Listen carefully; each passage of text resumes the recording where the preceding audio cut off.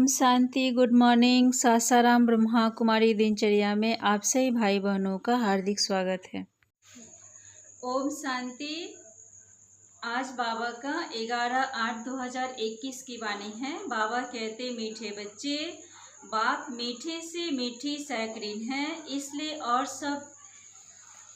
सब बातें छोड़ उस बाप को याद करो तो मीठी सैकरीन बन जाएंगे। प्रश्न है, तुम बाप द्वारा सिरमत लेकर अपने अंदर कौन से संस्कार भर रहे हो? उत्तर है बाबा का, भविष्य में बिगड़ वजीर सारे विश्व पर राज्य करने के।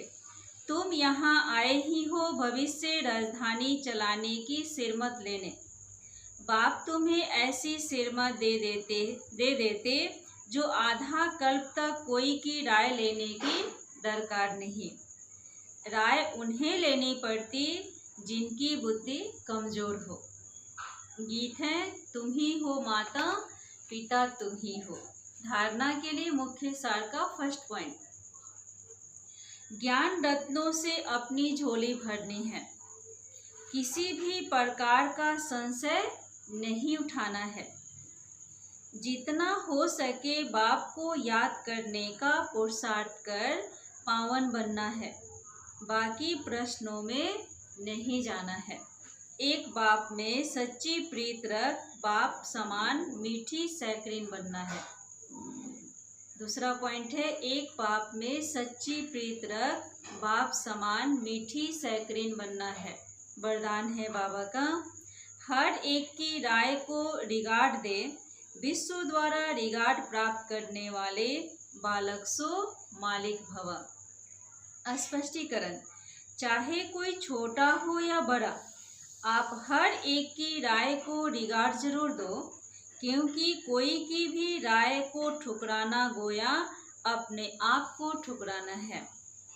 इसलिए यदि किसी के व्यर्थ को कट भी करना है तो पहले उसे रिगार्ड दो, सम्मान दे, फिर शिक्षा दो। यह भी तरीका है।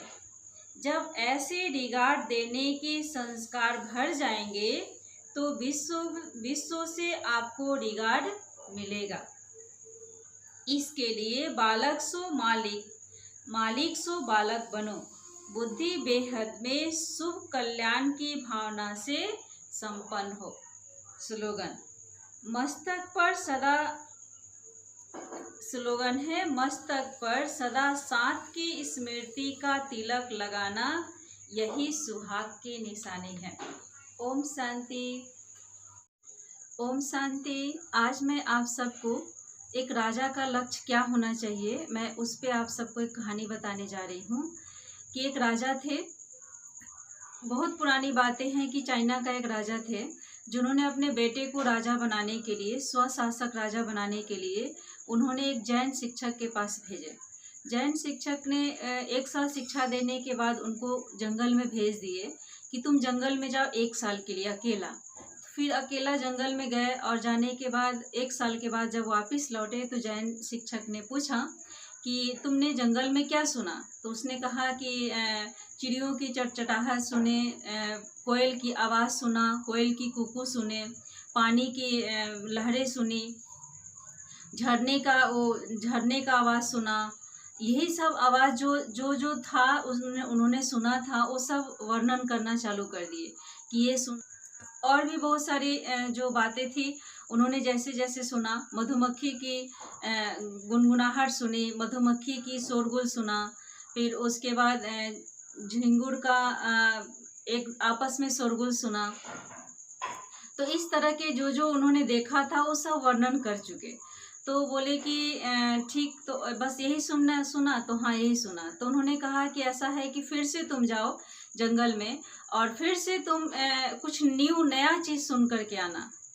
तो उन्होंने कहा कि फिर से हो गए, 1 साल बीत गए, देखते देखते कोई उनको नई आवाज़ें नहीं मिली। अचानक सा उन्होंने सोचा कि अब निर्णय लिया कि मैं क्या करूँ, वापस जाऊँ या इसी जंगल में रहूँ।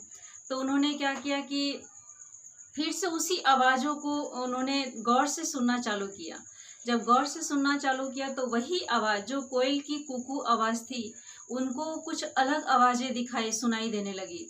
जैसे कि फूल पत्ती से जैसे पत्ते की जो आवाज़ें थी, पत्ते का हिलने की आवाज़ें, वो पत्ते का आवाज़ सुनाई दिया, फूलों का खिलने का आवाज़ सुनाई दिया।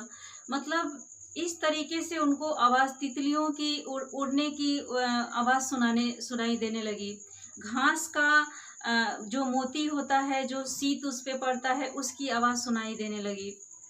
तो उन्होंने कहा कि ये तो आवाज़ मैंने कभी सुना नहीं है, ये पहली बार मुझे आवाज़ सुनने को मिला, यही यही मेरे लिए शिक्षा होगा।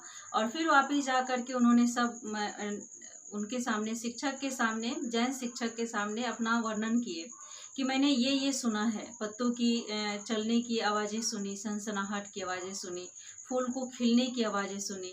तो गुरुजी, जैन शिक्षक ने बहुत खुश हुए और बोले कि बस यही तुम राजा बनने के लायक हो। बोले वो कैसे? बोले कि जो अनसुनी चीजें हैं उसको सुन करके कैच करना और उसको पकड़ना, यही एक स्वशासक राजा का प्रतीक है। यही ऐसा ही राजा अपने प्रजा पर विश्वास दिला सकते हैं, क्योंकि राजा का मतलब कि बिना किसी का शिकायत किए हुए सुन लेना, उसको देख करके ही उसे समझ जाना कि वो व्यक्ति क्या चाहता है, बिना बोले उसकी आवाज़ों को सुनना। तो ये राजा की पहचान है। बिना किसी चीज को जाने हुए, उसके दुख सुख को बिना वर्णन किए हुए उसकी आवाज को पहचान लेना, यही राजा की पहचान होती है। तो आप सचमुच में राजा बनने लायक हो। तो इसीलिए हम सबको परमात्मा ने भी कहा कि बच्चे, हमें राजा बनना है तो अपने आप को देखना है कि हम कहाँ तक अपनी इंद्रियों पर विजय प्राप्त किए हैं और कैसे हम एक दूसरे की भावनाओं को समझ रहे हैं। हम भावना को, उसने क्या कहना चाहा, सामने वाला व्यक्ति क्या कहना चाह रहा है, और हम किस तरीके से उसके व्यक्ति को आवाज़ों को हम कैच कर रहे हो, क्या सोचना चाहता है, हम उसकी सोच को किस तरीके से ले रहे हैं, तभी जाकर के हम एक राजा बन सकते हैं।